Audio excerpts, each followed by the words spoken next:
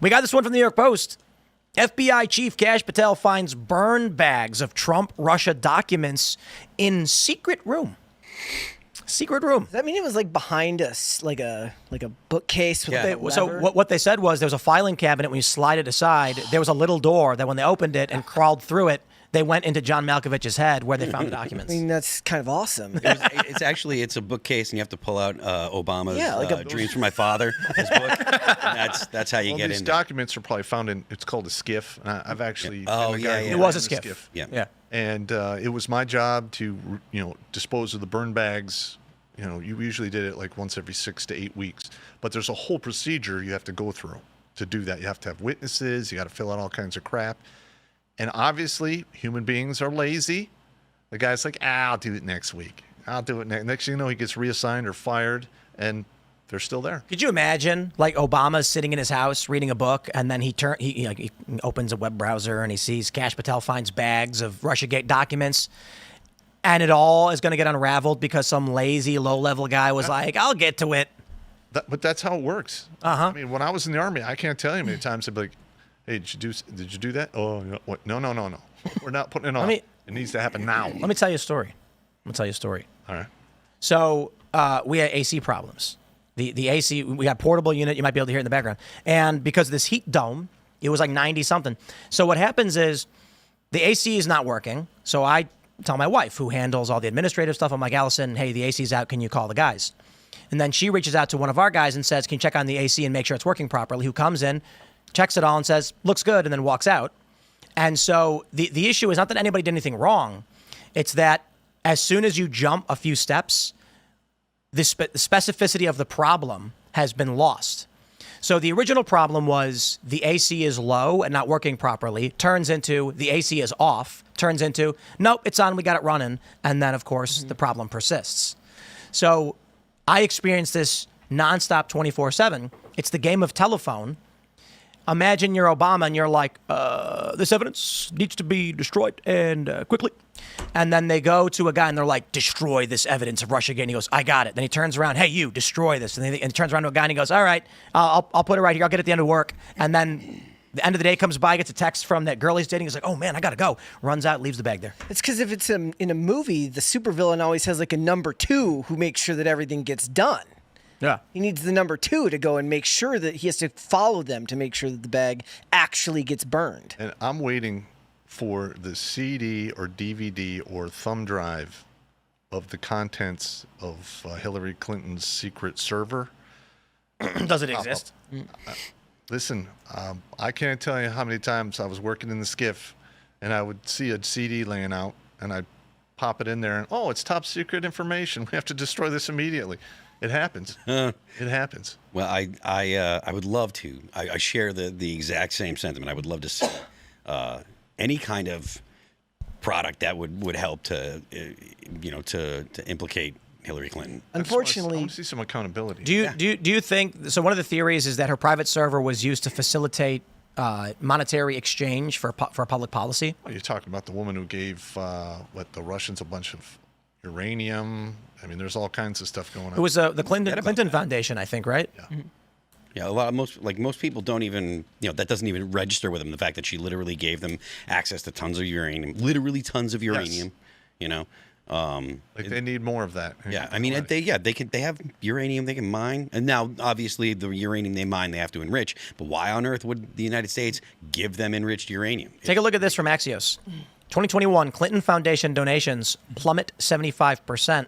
They say in 2021 they plummeted to 16 million last year, down 75% from the organization's peak when Hillary Clinton was running for president. Interesting. It was so obviously a slush fund. If you gave a big check to the Clinton Foundation, you could get a phone call with Hillary Clinton, and people were betting on her winning. So it was, you put money into my piggy bank, and then you can get a phone call with the president, the president of the United States. I'll go a little bit farther. Please do. USAID. Yeah. Mm-hmm. Probably donated a lot of money because the rumor is the Democrats are going bankrupt because the USAID money has been cut off at the knees. Well, you see, the DNC's broke. And the Republicans have a lot of money. I forgot the numbers, but it was something like single-digit millions. And this is exactly what was predicted with USAID, that these prominent NGOs were getting money was being funneled to NGOs who paid lawyers who then contribute to these campaigns and political action committees. USAID gets cut off at the head, and now there's burn bag documents being found in secret rooms. Yo, let me give you this. This is according to the source here is Wikipedia, whatever. 2010, Clinton Foundation, 313 million. 2011, 253. 2012, 134. 2013, 294 million. 2014, 338 million. 2015, 298 million. 2016, 224 million. 2017, 56 million. Yes. 2018, 20 million. 2021, 16 million. USID. And so, I don't think this was USAID. You don't think so? Well, I'll put it this way. I don't know for sure. And who am I to accuse Hillary Clinton of wrongdoing? But the theory is her private server was the means by which she communicated with foreign dignitaries. Basically, I'm Secretary of State. We will drive foreign policy when you contribute to my foundation. And the reason why, when Congress was like, hey, give us that private server, she was like, I'll just illegally destroy it. And then did. The theory goes. Yes. Is that she was trying to cover up all those communications. And then once she lost the presidential election, all that money dried up. And then, my friends, the Russiagate narrative and the reason why Obama and his cronies and Clinton wanted to frame Donald Trump was because those IOUs come due. And when people put in hundreds of millions of dollars expecting you to win a presidency, you do not win. And then you cannot enact foreign policy as they want it to. Someone's going to come with a crowbar for them kneecaps. Oh, yeah. Also, I would like to find out about this, all the people in the area around the Clintons who died by self-deletion. When you look at the numbers, I mean, I'm sorry, it's unbelievable. You know, you have to be a terrible person to have that many friends decide that they want to end their own lives. Correct. Yeah, well, it's like not even friends. It's like, oh, you remember that guy that like scratched my car last week? Acquaintances. Yeah, he shot himself. I met Hillary Clinton. Now my life is so Yeah. terrible. I can't help it. I got to end it. Sometimes Can I- shooting themselves twice. Yeah. I just want to point out that there was, at the time of the 2016 election, a meme that I believe this is when it began, that regular people who are non-political were sharing, and it was anytime a company went bankrupt, anytime a show got canceled, anytime a car crashed, someone would make a Twitter post from the object saying, I have information that will lead to the arrest and prosecution of Hillary Clinton. And everyone's like, oh, whoa. It was the theory that the Clintons were killing people was so common. Regular random people who did not get involved in politics were making jokes that, like, you know, oh, my favorite show got canceled, and then they would post a fake post from the TV show saying, I have information that will lead to the arrest of Hillary Clinton. Yep. Well, it's so funny watching the media like try to debunk it because there's like 500 people on the list. It's like you could maybe get like 10. It's like hundreds of people. When you look at some of the ways that these people died, you're like, like, this Looney can't. Why'd you call this a suicide? Yeah, it's like a piano dropped on them, and then it's like, what's going on? You know, shot in the back of the head. Twice. Twice in the back. That's what I'm Twice. saying, like twice. Like, they need to pull that dude's medical license. That is insane.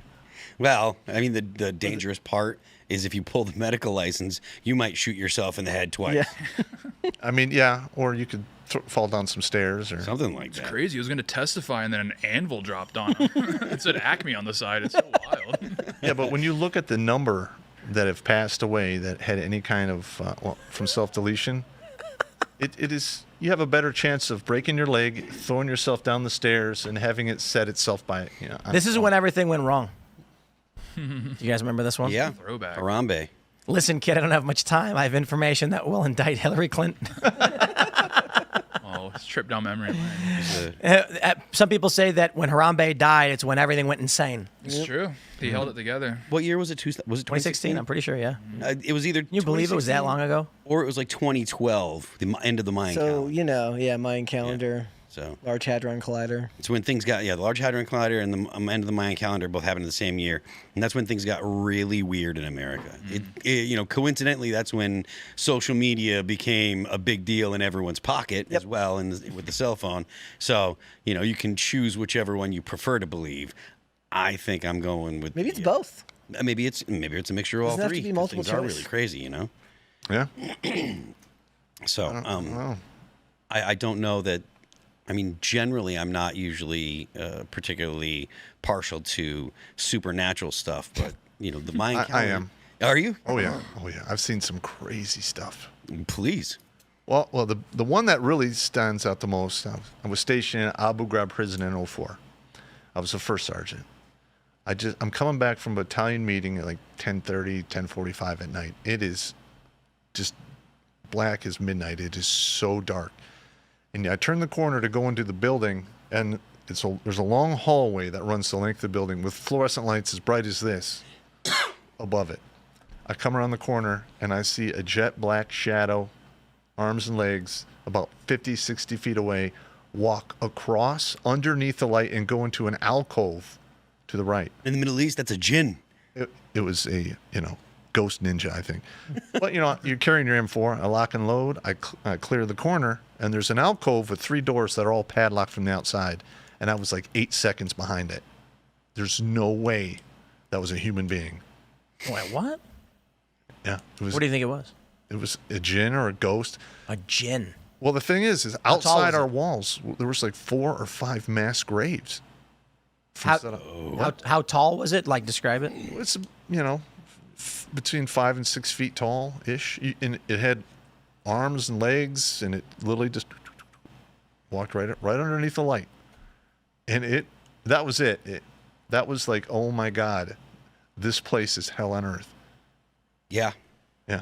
And the building we're in was the political prisoner building that had a wood chipper out back. What? Was it stained? Yes, it was. Oh my God. And I lived in a bunk where that used to be. There was a tank that they dipped people in acid to death. Thanks for checking out this clip from Timcast IRL. Make sure to watch the show live Monday through Friday at 8 p.m. Subscribe to this channel, and we will see you all there.